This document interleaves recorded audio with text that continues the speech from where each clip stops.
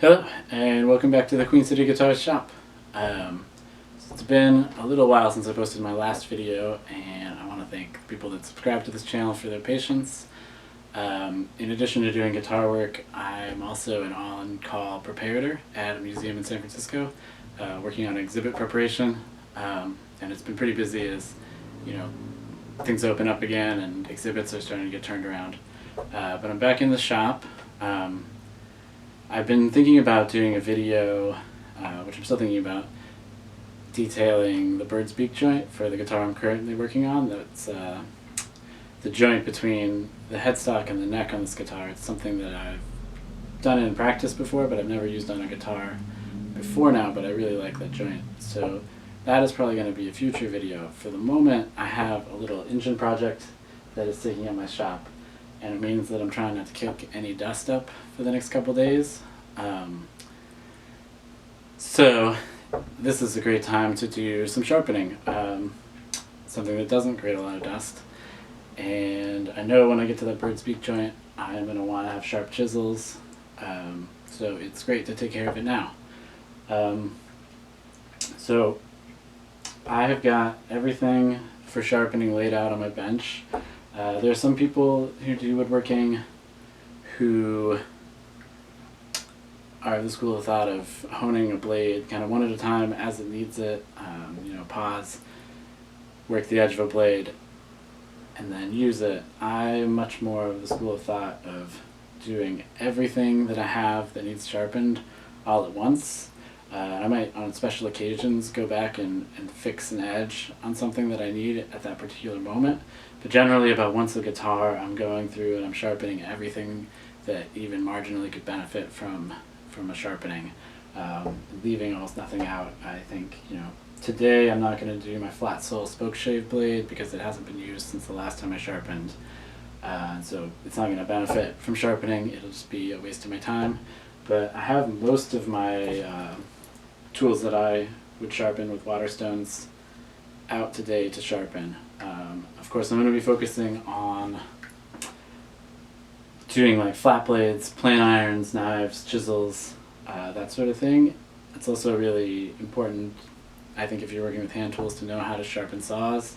At some point in the future, I'll probably do a saw sharpening video, a rip saw sharpening video, and maybe talk about toothing a rip saw. But that'll be in the future. So today we're just going to be focusing on the generally flat blades that we work with. And of course, having sharp tools is kind of foundational. Sharpening your tools is foundational to woodworking if you're going to work with hand tools. It's simply a dull tool it's not going to work right. If you're learning something, it can really impede the ability to learn, to have a dull tool. And even if you know exactly what you're doing, a dull tool is going to impede your ability to do successful and clean work. So it's a really simple process, but it's also a really important process. So as I said, I've got everything laid out. I've got all the blades laid out. I've got my planes taken apart. I've got the chip breakers separated from the irons. I've also got the kitchen knives because might as well sharpen them while I'm at it. I've got my stones laid out. I've got my coarsest stone currently soaking behind me in a pan. It's a steel bread pan that I epoxy coated the inside on so it won't rust as quickly.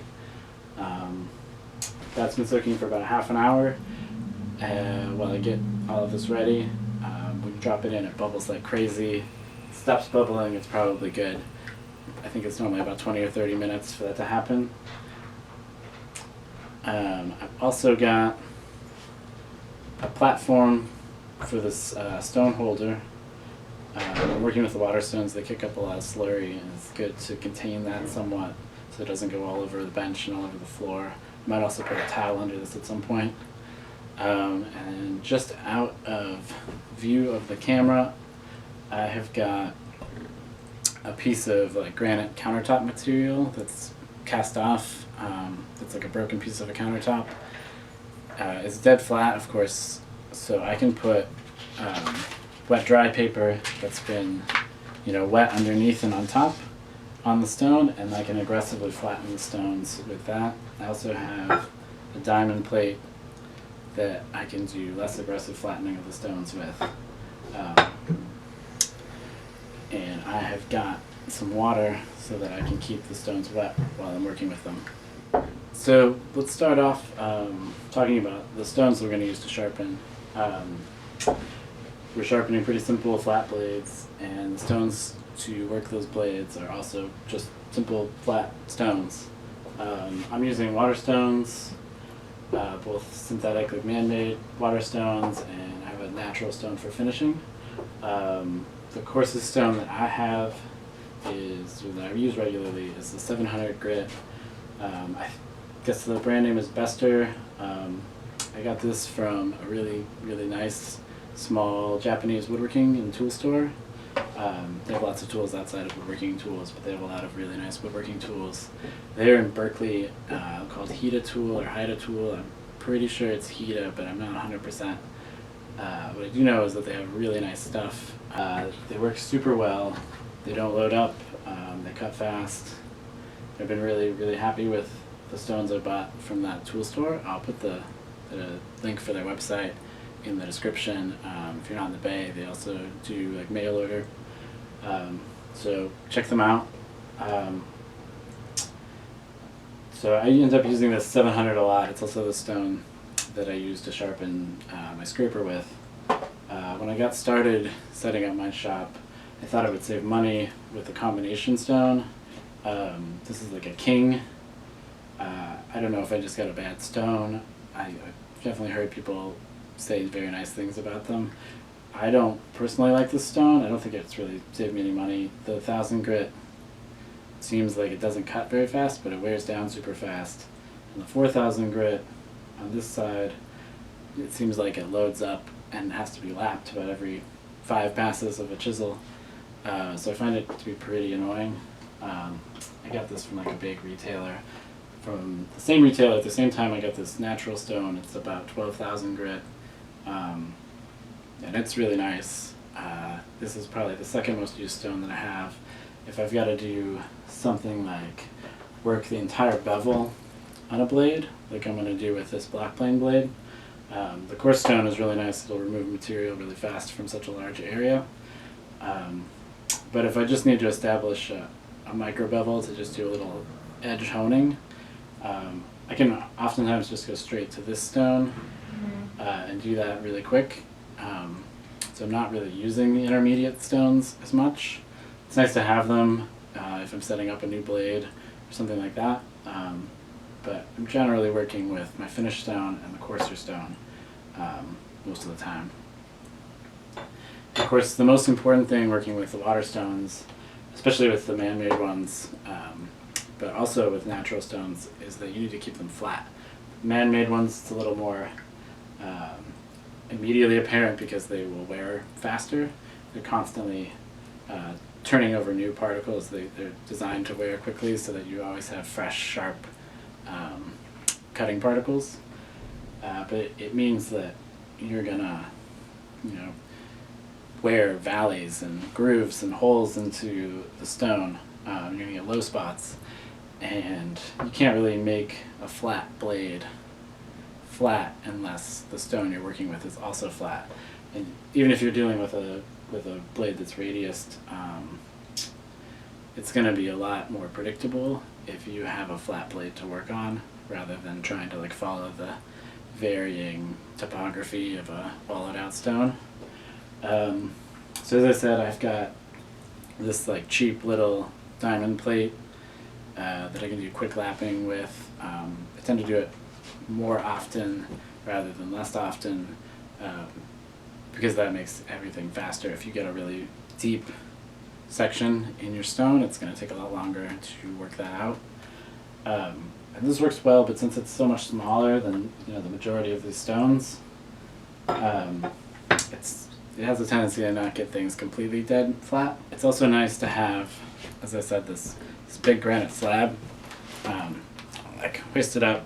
It's big enough to fit an entire stone, a full sheet of sandpaper, and with that I can aggressively flatten a stone as I'm noticing that it's not ideal. Generally on a water stone, especially the man-made stones, you'll be able to see through the coloration of the surface if you have low spots, but that's not always the case, and it can be really nice to use like a pencil and you make a grid mark across the whole surface of the stone, and then you can flatten it and look at it, and if you have grid mark anywhere, then that's a low spot. It's a quick way to check how flat your stone is. So I'm going to go ahead and get started sharpening. Ordinarily I would start with my largest blades and work down from there to help to ensure and to make keeping the stones flat as easy as possible. But I think for purposes of streamlining this video production, I'm going to go a little out of order today, and we're going to start with this block plane blade. The block plane gets a lot of abuse in guitar making. It ends up cutting a lot of end grain, squaring off like heel blocks, tail blocks, things like that. And it wears in a different way than like a chisel. Chisel blades, I normally think of, it's dull because you start noticing little chips taken out of the edge. But block planes, almost always what you end up with is sort of a third facet. Ordinarily, you have a flat back and a flat bevel, and they come together to make a basically invisible edge, and that's what you're cutting with. But these, I tend to notice, if you can see, there's sort of a third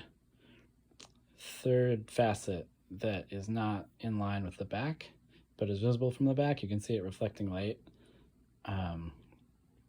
And what that's going to do, right now, you could, from the front, this looks fine. It's a little worn, it's a little dirty, but it's still going to cut all right. But as that gets worse and worse, that facet is going to start riding on the wood instead of the edge digging in and cutting the wood. And that is going to make the plane behave in very difficult ways while you're trying to use it. So we are going to be focused on getting rid of that third facet.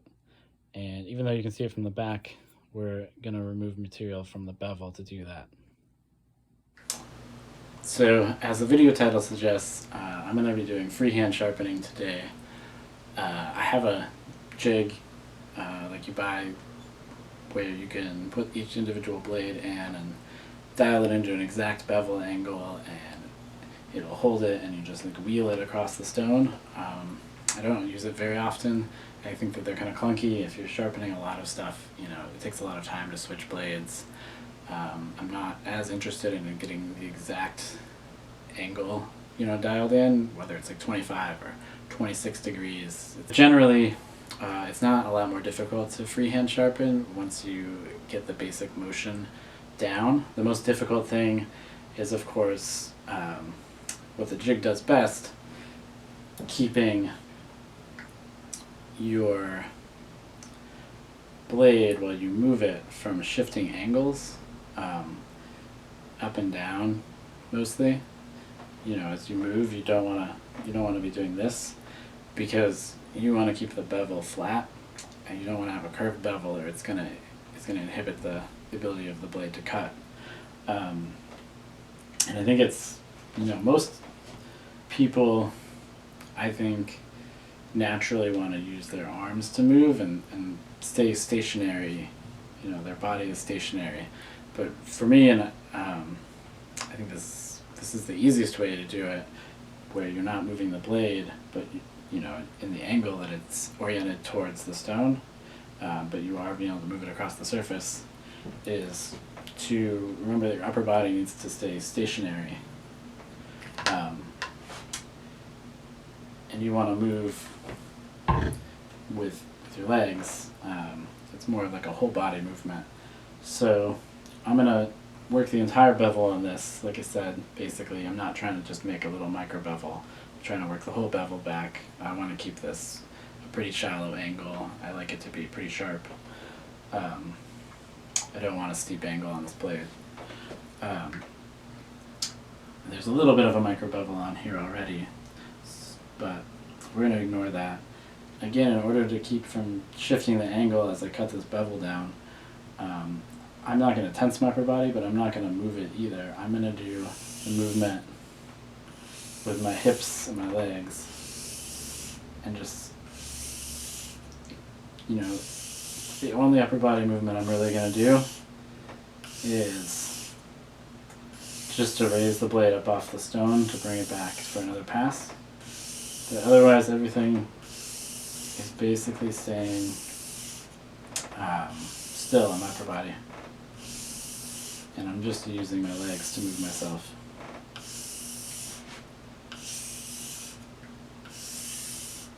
And then I can wipe it off and check where I'm actually cutting, which is important to know. And it looks good. We're cutting in line with the old bevel. So I'm going to keep doing that and work this thing down and work the bevel until I can get rid of that third facet that we saw in a minute ago.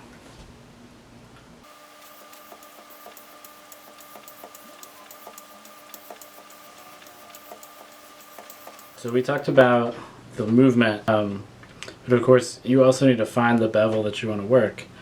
And if you're not using a jig, that means you have to find it yourself as opposed to dialing it into the jig and then just letting the jig do it. This isn't so bad if you're gonna work the entire bevel. It's a big steady platform, you know, and you can feel it when you're on it, so long as it's flat. And then you can of course just, you know, do the same movement and slide back like we were doing before. But oftentimes you might want to put a micro bevel if you're just doing some touch-up and you just want to hone an edge quick. You might want to do this because it can mean removing material pretty quickly, and you can go straight to a finished stone, a higher grit stone. And to do that, it's more difficult because there's not, you know, this big steady platform to rest on.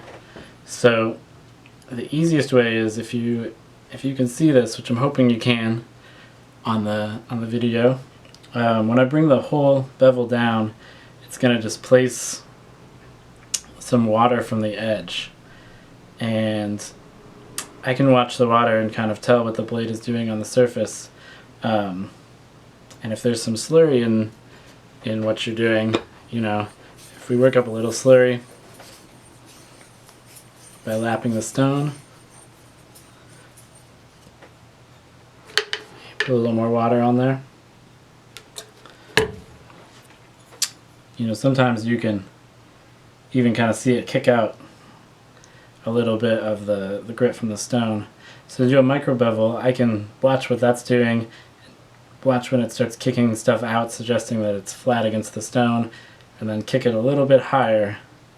And then I'm just doing the same thing, keeping my upper body steady to ensure that I'm honing the same angle as I repeat the strokes across the stone. And when you're getting the hang of this, it's great to just, you know, run 5 or 6 swipes and then check. If you've worked from the coarse stone directly to this stone, you get a really significant difference in the finish that the stones leave, so it's really obvious right away what has been hit by this stone, and the difference in the angle between the two bevels that you're making. And you can tell if you do that.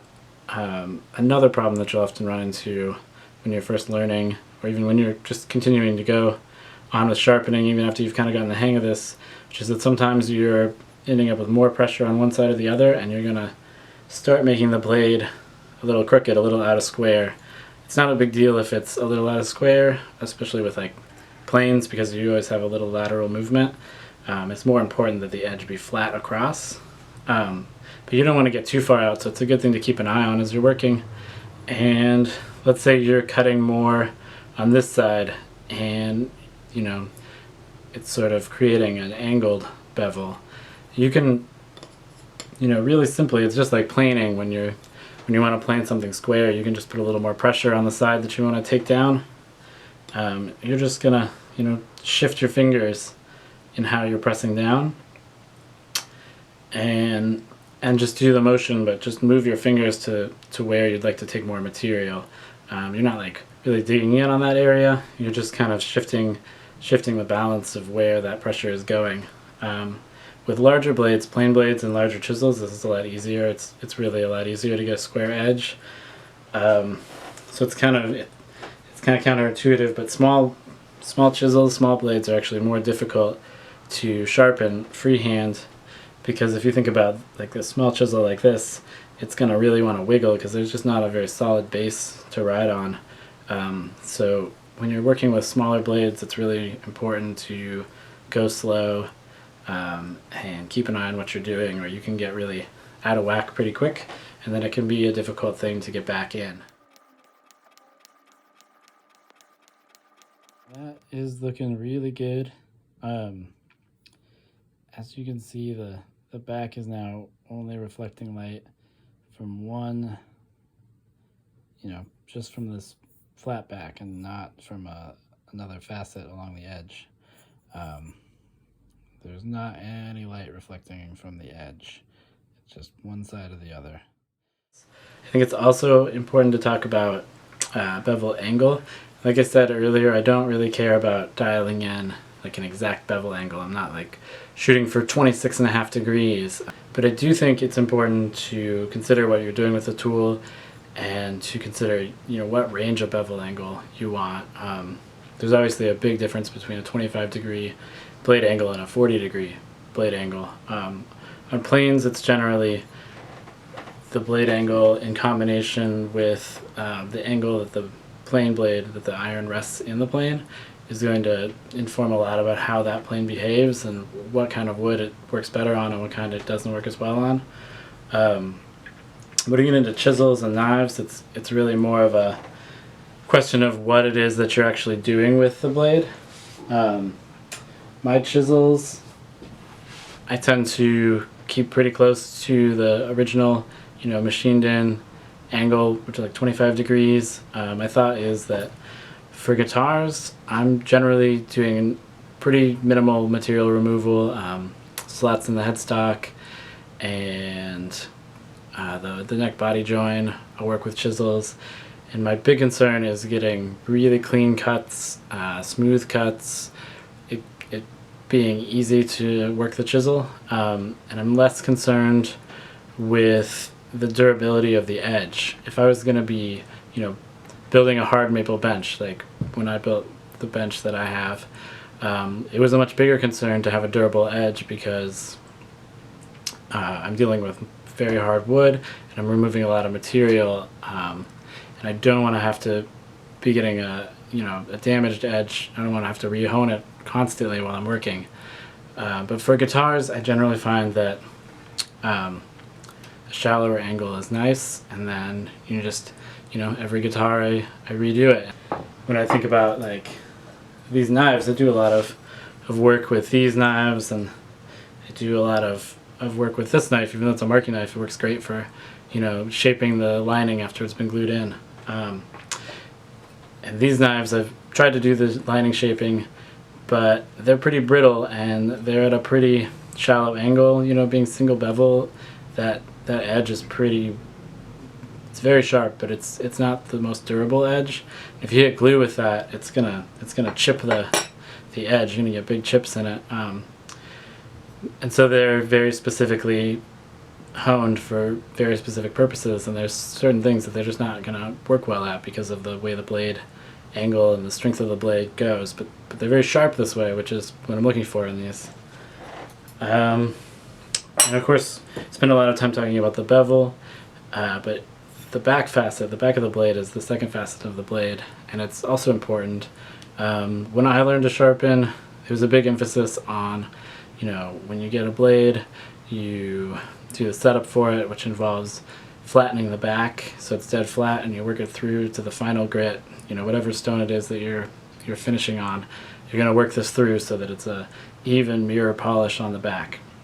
And I still do that, not as obsessively, but I do want to make sure that I've got, a flat, well-worked edge all the way along this edge, and I will bring it up to a mirror polish when I'm first setting up a blade.